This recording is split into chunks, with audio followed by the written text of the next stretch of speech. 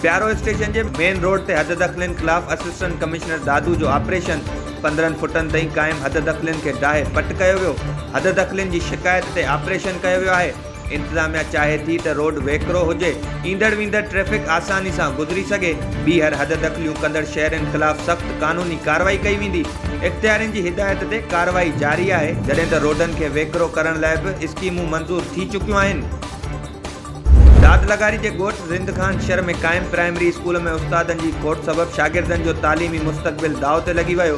सूबाई वजीर तालीम पारा सूबे में तालीमी एमरजेंसी वाली दावाऊं बयानन ताईं महदूद रहियूं। स्कूल में एनरोल 30 खां वधीक शागिर्द पट ते वेही तालीम हासिल करण लगा। तालीम खाते पारा स्कूल कायम करण बाद स्कूलन की मरम्मत में अदम दिलचस्पी जाहिर कई वई। स्कूल में मुकर्रर उस्ताद वसंत कुमार मूजिब 11 सालन खां स्कूल में मुकर्रर आया। स्कूल की ज़बून हाली फर्नीचर और बुनियादी सहूलतुन की खोट खिलाफ इंतजामिया पारा को भी नोटिस नाहे वरतो वियो। उन डिप्टी कमिश्नर घोटकी का मुतालबो किया तो प्राइमरी स्कूल की मरम्मत जो कम मुकम्मल कराए फर्नीचर से गड बुनियादी सहूलतूं दिनियूं वञनि। कराची गगर फाटक वटां पुरस्कार नमूने गुम थी वियल नौजवान अकरम ज़हरानी के वारसन पारा डोकरी प्रेस क्लब आडो एहतजाजी मुज़ाहिरो कयो वियो। गुम थियल नौजवान अकरम ज़हरानी के वारसन मूजिब 3 ॾींहं अॻु नामालूम माण्हुनि जे चवण ते सोट जैकमाबाद वारी कोच में संदन सामान रखाइण वियो, जंहिं बाद अकरम जो मोबाइल फोन बंद मिली रहियो आहे। संदन सोट की गुमशुदगी खिलाफ मकामी थाने ते केस दाख़िल करायो आहे। उन्हनि पुलिस इख्तियारनि समेत वस वारनि खां मुतालबो कयो अकरम ज़हरानी की ॻोल्हा में मदद कई वञे। जेलार वेझो गोठ आसू की डाणी में 25 वरनि की शादीशुदा नारी जो घर भरसां खूह मां लाश हथ।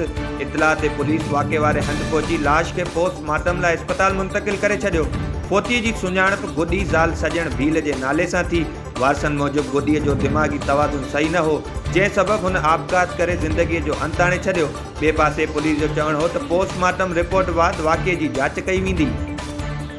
पीपल्स पार्टी एंड कंपनी कैनालन खिलाफ तारीखी कामयाबी का हथरादू मोरो वाक़ियो कराए जदोजहद के नाकाम करण की कोशिश कई है। मुतासरन की कानूनी सहायता जारी रहंदी। SUP अगवान सैयद ज़ैन शाह टंडोलायर में मीडिया से गाल बोल कंदे चयो वफाकी हुकूमत अवाम के सरसब्ज बाग ॾेखारे गलत पॉलिसियूं हाणे बेवकूफ़ बणाए रही है। मुल्क में इंतकाम की सियासत थी रही है।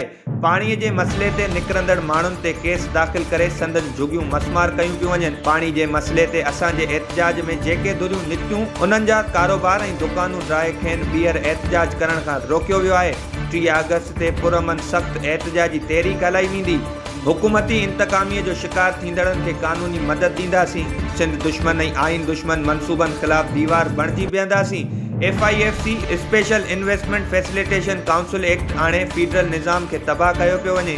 मुल्क के मैदनी वसीलनि ते मुकम्मल कंट्रोल करे मौजूदा हुक्मराननि के मखसूस खातन जा कम ॾिना विया आहिनि। सिंध पब्लिक सर्विस कमीशन में करप्ट निज़ाम मेरिट जो जनाज़ो कढी छॾियो आहे। नौजवान नस्ल के तबाही किनारे पहुचायो वियो आहे। कोटली शहर की गोसाबाद वारे महल्ले में हलंदड़ बरसात दौरान वज किरण सबब घर की भित किरी पई। वज किरण के खौफनाक आवाज़ सबब इलाके में खौफ और हिरास पखेड़जी वियो। घर मालिक जब्बार खासकेली मूजिब वज किरण सबब घर की भित किरी है, जॾहिं त को भी जानी नुक़सान नाहे थियो।